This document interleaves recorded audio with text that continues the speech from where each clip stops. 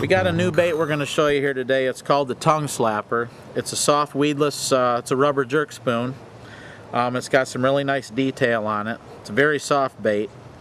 It's got a nice kind of a tribal herringbone pattern on the back of it. Nice center line so you can get your hook exactly where it needs to be every time.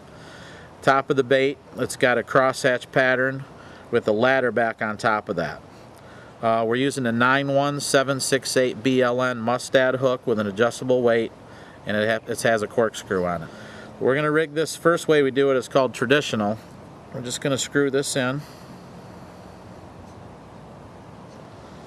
Make sure you come down far enough on the bait.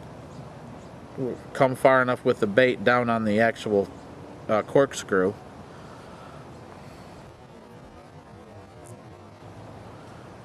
We're going to come in the bottom here and rig it weedless. You're going to come in about the 4th rib from this center circle on the back of the bait. It's got a nice center line so you can get it straight every time. And there's the top of the bait. There's the bottom. And there's the side view. Fishing it just like a jerk shad or a fluke. Nice aggressive twitches of the rod. Pause and jerk. You guys can also give this a little bit longer pause if you'd like, and let it flutter to the bottom. You can also do longer strokes of the rod once you get it moving. And it has a really nice action on the back of the bait. It really flips and flops around really nice. The second rigging option we're going to do here for you on this new bait, we call it swim bait style. Basically what you're doing is we're just going to leave the corkscrew in this. But when you actually rig it swim bait style on this particular bait, you're going to want to have the corkscrew go east and west in the bait, so then your hook eye is north and south. And that hook lays really nice on top of this bait. And we're going to basically rig this weedless as well. And it's nice here too because we also have the ladder back is our pattern for our bait. And we're actually on the 1-2, we're actually just going to come in the middle of the 3rd ladder on the top from the back of the bait. And we're going to come in on the side. And we're going to come out right about where the parting line is for the mold. And it lays on top of there really nice. And if you want, you can actually pull this back a little bit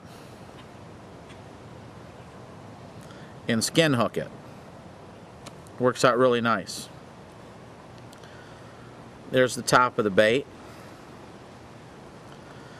There's the side view where the hook comes out. And there's the back. And the nice thing about fishing it this way for saltwater, if you're on a really nice open grass flat and you're fishing potholes, the way this actually fishes, the action of this bait, you don't really see any hook exposure because the bait actually rides this way. It's pretty interesting how this fishes. Pretty much the same action as traditional style. It's all jerk and pausing, but my rod tips at a higher angle, and I'm doing little short choppy jerks on the rod. And the other thing that's nice about this presentation is if you want to let it die all the way to the bottom, you can do really short little hops on this, and it looks like a dying bait fish. It's a very good presentation for that as well. Or you can go back to just jerking and pausing. The third way we're going to show you how to rig this is frontwards crankbait style. We're actually going to put an exaggerated bend in this front of this bait. We're going to make a lip. We're just leaving the corkscrew in. Corkscrew is going to be basically in the same position as it is traditional style. It's going to be horizontal with the bait. The traditional style hooking it, you're about the 4th rib. Over hooking it, which creates this lip, is going to be on the 3rd rib. It doesn't have to be exact because this is such a soft bait. You're going to get it in that area and it's going to put a natural bend in this bait. So we're going to overhook it. We're going to come in on the third rib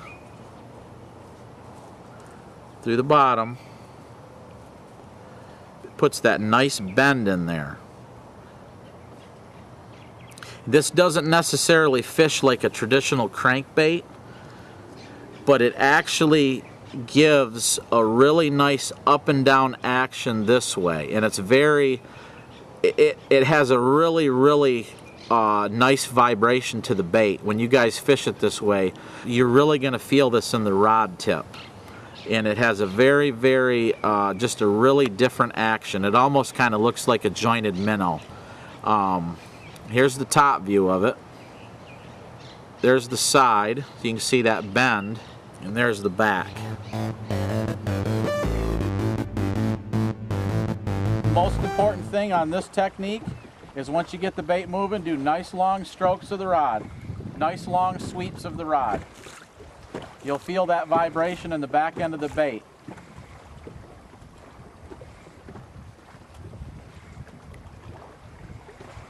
Reel to catch up, follow with your stroke. The fourth way we're going to show you how to rig this today is backwards crankbait style. This was the front version, now we're going to do it on the back version. And this is a little trickier to rig. You got to put your corkscrew right in this rib along this rim of the back of this bait. And you're going to pretty much kind of come in like a 45 and go down through the center and the meat of the back of the bait. You put a little pressure on it to get it started. Make sure you keep your angle when you're spinning it, so you get right through the meat and the heart of that bait. It's all nice and even on the top there. And we're going to basically do the same thing on this as we did on the front version. We're going to overhook it, but on this end of it, it was about the fourth rib on this side. Now it's going to be about this. It's going to be actually the sixth rib from the front of the bait back. Center line. Come through the top. See how it pops up nice like that? Here's the top view of it. You kind of see how that's all kind of banana shaped. And here's the back of it. And there's the side view of it, just like that. And the action is really crazy on this. This style is, it's hard to explain it until you see it. It actually, the bait doesn't necessarily act like a crankbait this way in this representation. It's moving up and down in a really unique manner. It actually looks like a jointed minnow, but it's kind of a search type bait. It actually searches and tries to find the sweet spot, but it never actually finds it. It just kind of roams around in the water, and it's very interesting.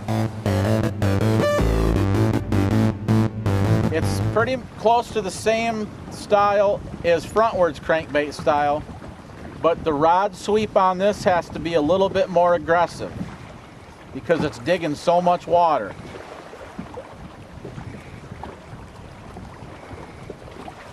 And you're moving that bait along pretty quick.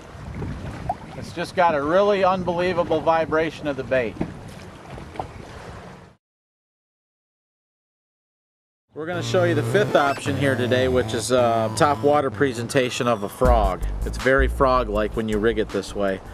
We just left the corkscrew in here.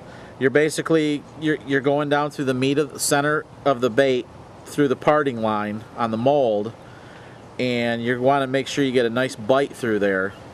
We're going to be on the 11th rib from the nose of the bait and rigging this weedless like we did the traditional from the front. But this is going to be on the 11th rib. Just come through the bottom like that. And this really performs very well in any sort of cover or slop or mat or lily pads or anything you want to fish this. You can even fish it with the weight top water because of the geometry of the bait. It really rides high in the water. It fishes very, very well in a topwater manner. There's the bottom view of it. There's the side and the top.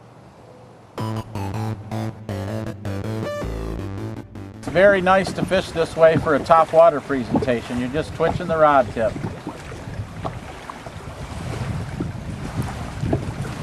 Nice sharp, fast twitches. And it's very conducive to fishing it jerkbait style, jerk shad style. But on this one, I keep the rod tip on a little higher angle, and I do a little shorter twitches on this. It actually slashes kind of nice and wide.